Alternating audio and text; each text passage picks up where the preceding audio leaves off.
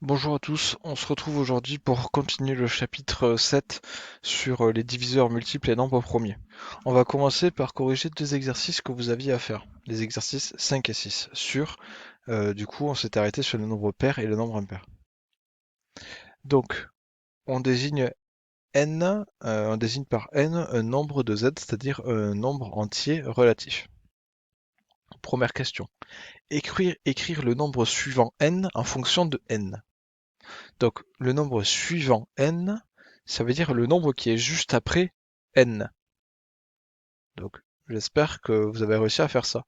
Je vous donne un petit exemple pour vous éclaircir. C'est quoi le nombre qui est après 7? C'est 8. Et 8, je peux l'écrire comment? Je peux l'écrire 7 plus 1. C'est quoi le nombre qui est après 15? C'est 16. C'est-à-dire 15 plus 1. Donc, le nombre suivant n en fonction de n, en fait, c'est n plus 1. D'accord? C'était très simple. On appelle A le produit de ces deux nombres. Donc n et son suivant, c'est-à-dire n et n plus 1. Donc exprimer A en fonction de n. Bah, je viens de le dire en fait. A c'est n fois n plus 1, tout simplement. Et donc la vraie question de l'exercice est celle-là. Quelle est la parité de A? Est-ce que A est un nombre pair? Est-ce que A est un nombre impair? Donc dans cette question, euh, je ne demande pas forcément d'utiliser les définitions qu'on a vues dans le cours. C'est plus un raisonnement logique, là, terre à terre. D'accord? Donc d'après vous, si je multiplie deux nombres, un nombre et le nombre qui le suit, est-ce que je vais avoir un nombre pair ou un nombre impair?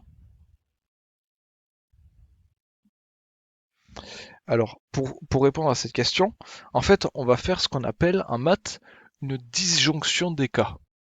C'est-à-dire que en fonction de différents cas, c'est-à-dire en fonction ici du fait de si n est pair ou si n est impair, je vais essayer de trouver une réponse. D'accord? Donc ici, si n est pair, alors n est divisible par 2. D'accord? Ce qui veut dire que A aussi. Si n est divisible par 2, ça voudra dire que A sera divisible par 2. Donc là, j'aurais pu faire une démonstration très mathématique en disant, ben donc n est un nombre pair, donc du coup n s'écrit 2 fois k, donc du coup A s'écrit 2 fois k fois n plus 1, etc. et en déduire la parité. Bon, ici, j'ai pas voulu alourdir, j'ai plutôt voulu faire un raisonnement plutôt léger, logique, sans forcément m'attarder sur les détails. Donc du coup, je dis simplement comme n est divisible par 2, c'est-à-dire que je peux écrire n deux fois quelque chose, c'est-à-dire que je vais pouvoir écrire a comme deux fois quelque chose. Donc si n est pair, alors a est pair. Bon. Maintenant, l'autre cas. Si n est impair, alors n plus 1 est pair. Ça, vous vous en rendez compte. Par exemple, si je prends 7, 7 c'est un nombre impair, le nombre qui le suit, c'est-à-dire 8, il est pair. Si je prends 495 1233, c'est un nombre impair, car le chiffre des unités c'est 3, mais le nombre qui le suit, ce nombre des unités ça va être 4, donc du coup ça sera un nombre pair. D'accord? Et comme n plus 1 est pair, et bien en fait je fais le même raisonnement que précédemment et j'obtiens que A est aussi pair. Donc en fait j'ai obtenu que dans tous les cas, quoi qu'il arrive, peu importe si n est pair ou impair, A sera toujours pair. Donc si je prends un nombre et que je le multiplie par le nombre suivant, j'obtiens quelque chose qui est pair. Et ce sera vrai tout le temps. D'accord? 14 fois 15, 15 000 fois 15 001, 14 792 fois 14 793, ce sera pair. Exercice suivant. Donc n désigne un nombre relatif, toujours pareil. On considère le nombre a défini comme suit. A est égal à 2 fois n au carré plus 3 fois n moins 1. Je vous pose la question. Quelle va être la parité de A? Donc là, je fais la disjonction des cas tout seul dans les questions. Je vous demande de dissocier les cas n est pair ou n est impair. D'accord? Donc, par contre, dans cet exercice, il sera plus intéressant d'utiliser concrètement la définition du cours. D'accord? Donc, petit 1, je suppose que n est pair. Donc, si n est pair, ça veut dire quoi par définition?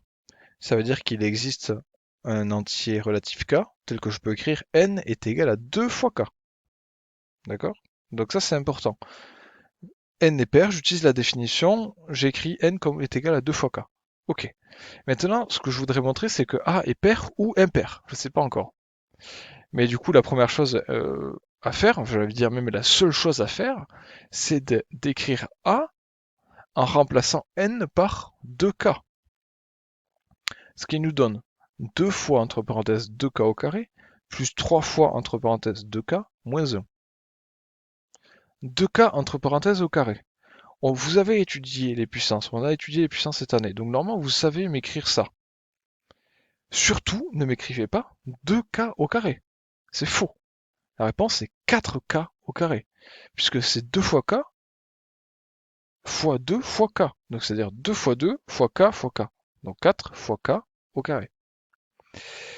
Plus 6k moins 1. Ensuite, il reste juste ça, donc 2 fois 4, 8, donc ça fait 8 au carré. Enfin, 8, pardon. 8k au carré plus 6k moins 1. Très bien. Donc, j'ai A en fonction de K là. Bon, ça peut vous paraître rien, vous savez pas trop quoi en faire. Mais l'idée du coup, ça va être essayer d'écrire A est égal à 2 fois un entier relatif pour montrer qu'il est pair, ou bien A est égal à 2 fois un entier relatif plus 1 s'il est impair. Ici, ce qu'il faut remarquer, c'est ça.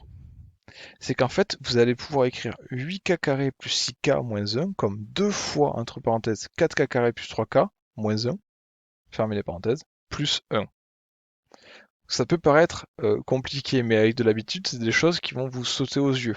D'accord? Et comme je l'ai indiqué précédemment, c'est un exercice qui est difficile. C'est pas quelque chose qu'on pourrait vous demander à tous tout le temps. C'est pas vraiment du programme, d'accord? Mais c'est intéressant de savoir manipuler ce genre de choses. Comme k est un entier relatif, 4k au carré plus 3k moins 1 est aussi un entier relatif.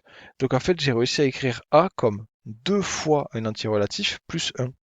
Donc a est impair. Si n est pair, a est impair. Je refais le raisonnement si n est impair. Si n est impair, alors par définition, il existe k tel que n est égal à 2k plus 1. Et dans ce cas-là, je fais pareil. Je remplace, donc vous avez des choses à développer, etc. Vous obtenez 8k carré plus 14k plus 4. Là, ce que vous devez remarquer rapidement, c'est qu'en fait, 8k au carré, 14k et 4 sont tous des multiples de 2. Et donc, vous pouvez factoriser. Il y a un facteur commun. Et donc, vous avez réussi à écrire A comme 2 fois un entier relatif.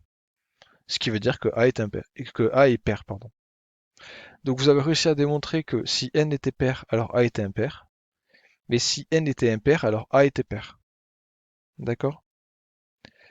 Quand vous avez pris la correction de tout ça, que vous avez pris le temps d'y réfléchir et de comprendre, vous passez côté court.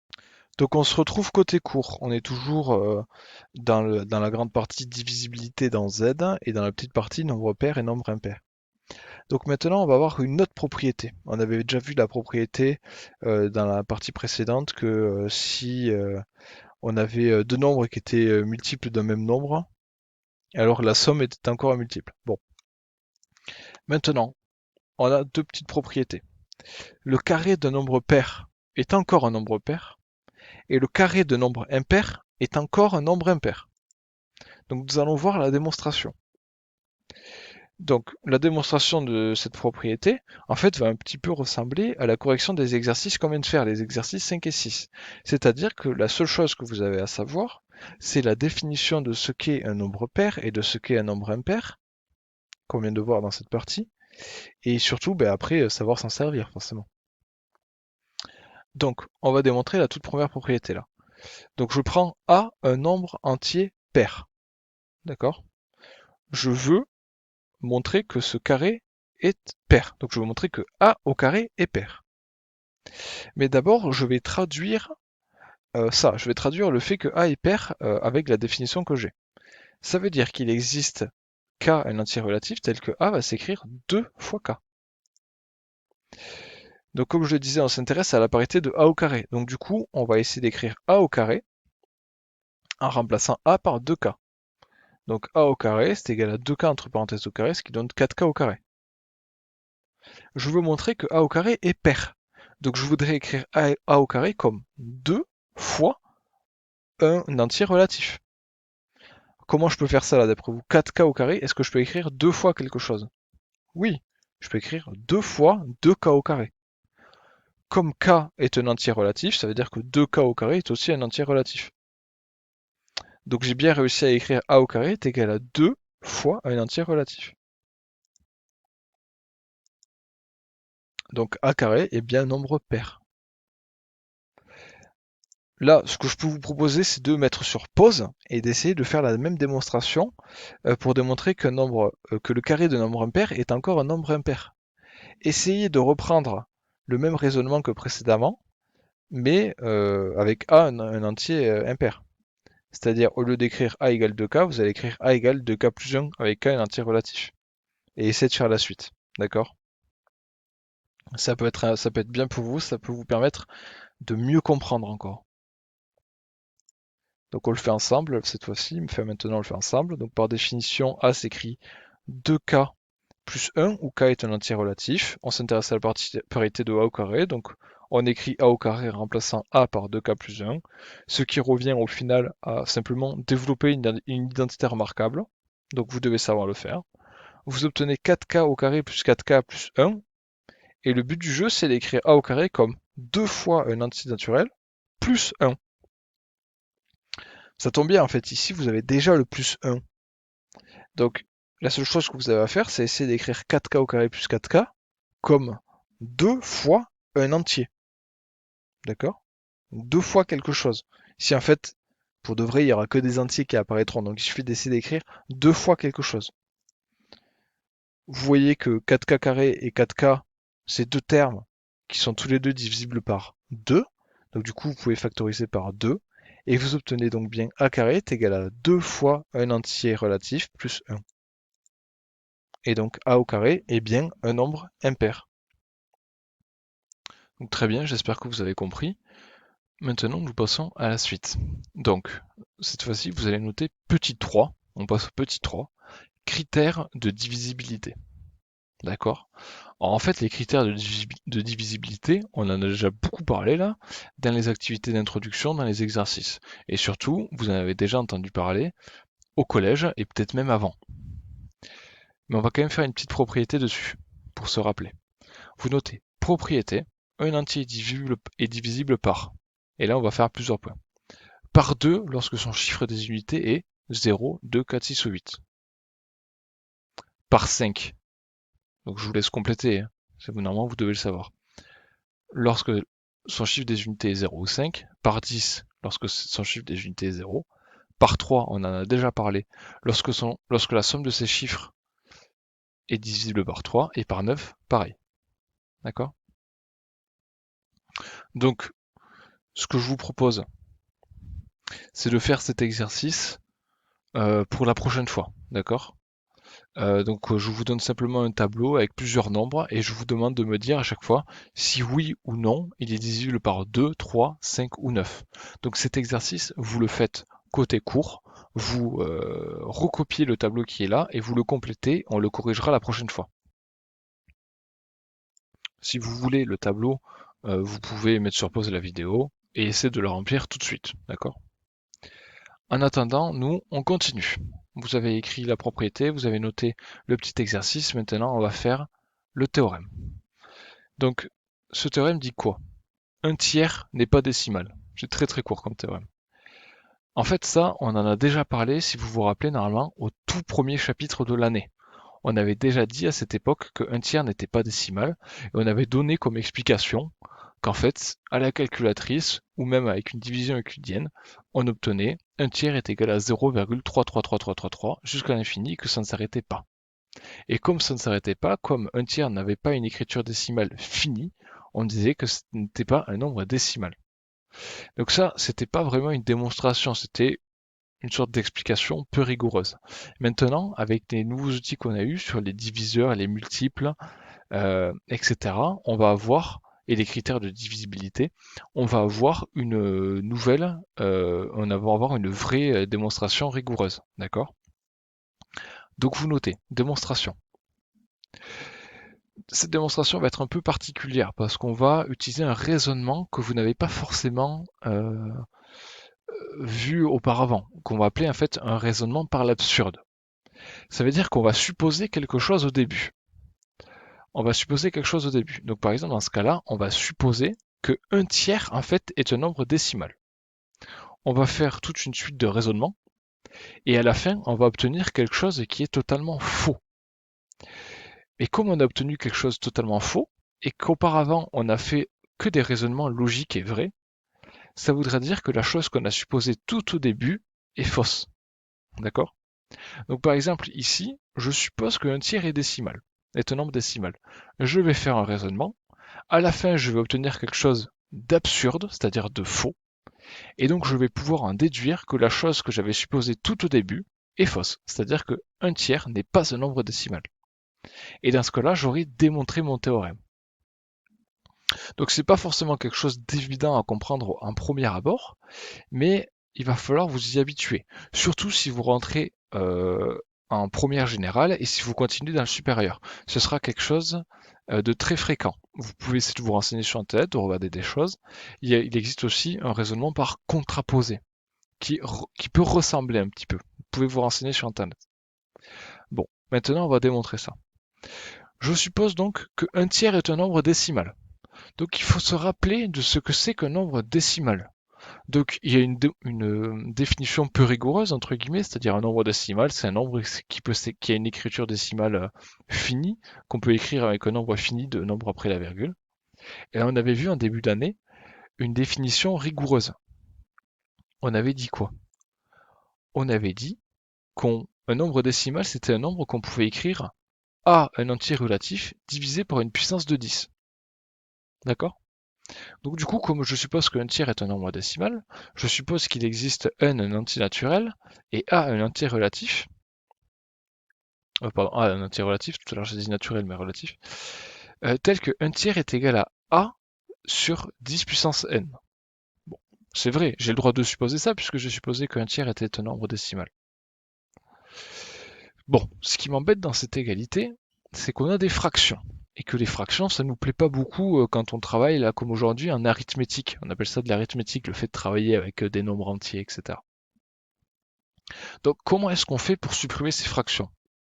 Mettez sur pause, essayez d'y réfléchir, c'est pas dur. Pour supprimer ces fractions, ben, il va suffire que je multiplie par 3 dans les deux membres et que je multiplie par 10 puissance n dans les deux membres. D'accord? Si je multiplie par 10 puissance n dans les deux membres, j'obtiens 10 puissance n sur 3 est égal à A. Et après, je multiplie par 3 dans les deux membres et j'obtiens donc 10 puissance n est égal à 3A. D'accord? Donc j'espère que vous comprenez, c'est vraiment pas dur ça. D'accord? Donc, qu'est-ce que je peux en déduire? 10 puissance n est égal à 3 fois A. Ça veut dire quoi? J'ai envie de dire en termes de diviseur. D'accord? Là, on est dans le chapitre sur les diviseurs. Donc, en termes de diviseur, ça veut dire que 10 puissance n est divisible par quoi? Donc, si vous reprenez la définition de ce que c'est qu'un diviseur, vous allez vous rendre compte qu'en fait, comme on a ici A qui est un entier relatif, A, en fait, je pourrais le remplacer par K, si vous voulez. Le K de ma définition. Ça veut dire qu'en fait, j'ai 10 puissance n qui est divisible par 3. D'accord? Or, écoutez-moi, 10 puissance n, c'est donc 10 mis à la puissance, à une certaine puissance où n est un entier naturel. Donc ça peut être 10 puissance 0, c'est-à-dire 1, 10 puissance 1, c'est-à-dire 10, 10 puissance 2, c'est-à-dire 100, etc. Donc ça vaut soit 1, 10, 100, 1000, 10 000, 100 000, 1 million, 10 milliards, etc. D'après vous, est-ce que ces nombres-là, c'est des nombres qui sont divisibles par 3? Ben, ça tombe bien, on vient de voir un critère de divisibilité. Un nombre est divisible par 3 si la somme de ses chiffres si la somme de ces chiffres est divisible par 3. Or, la somme des chiffres de 10 puissance n, c'est quoi? 10 puissance n, c'est quoi? C'est 1, puis que des zéros. Donc la somme de ces chiffres, ça va être 1 plus 0 plus 0 plus 0 plus 0 plus 0. Donc ça va être 1. Sauf que 1, ce n'est pas un nombre qui est divisible par 3.